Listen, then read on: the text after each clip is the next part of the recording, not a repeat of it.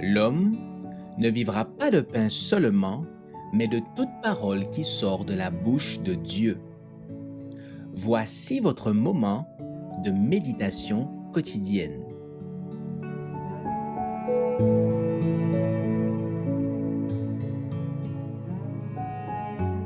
Un trésor dans un vase de terre, le 24 novembre. Nous portons ces trésors dans des vases de terre, afin que cette grande puissance soit attribuée à Dieu et non pas à nous.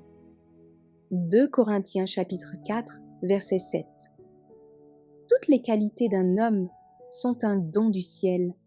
Ses bonnes œuvres étant accomplies par la grâce de Dieu en Jésus-Christ, la gloire en revient au Seigneur.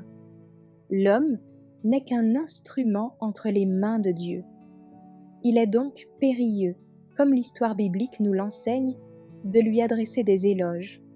Celui qui se confie en ses propres forces oublie qu'il ne peut rien faire de lui-même. Il est certain de tomber, car il a affaire à des ennemis plus forts que lui. Lutter seul et victorieusement contre le péché est impossible.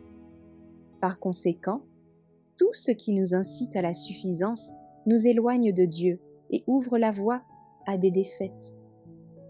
Notre Père céleste n'a pas envoyé ses anges pour prêcher le salut aux hommes. Il nous a ouvert les précieuses vérités de sa parole et les a implantées dans nos cœurs afin que nous les dispensions à ceux qui sont dans les ténèbres. Si nous avons vraiment conscience des précieux dons de Dieu contenus dans ses promesses, nous devons les faire connaître à notre prochain. Chacun de nous doit travailler comme si une grande responsabilité lui avait été confiée. Nous devons déployer pour cette œuvre une énergie, un tact et un zèle infatigables, et supporter le fardeau, ressentant le danger encouru par nos voisins et nos amis.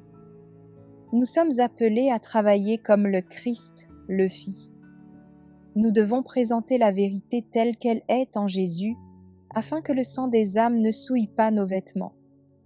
Nous devons aussi nous sentir confiants et totalement dépendants de Dieu, car nous savons que nous ne pouvons rien faire sans sa grâce et sa puissance secourable.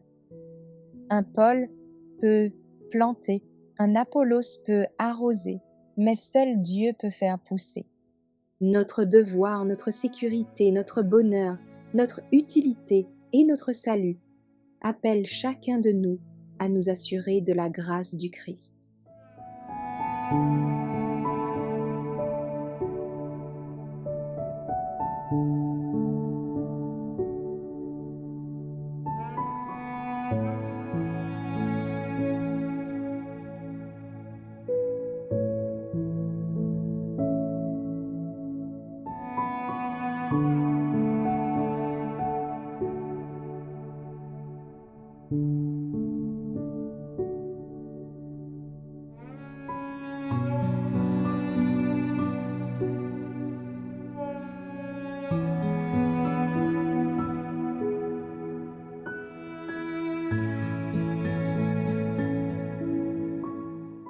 Merci d'avoir écouté cette présentation.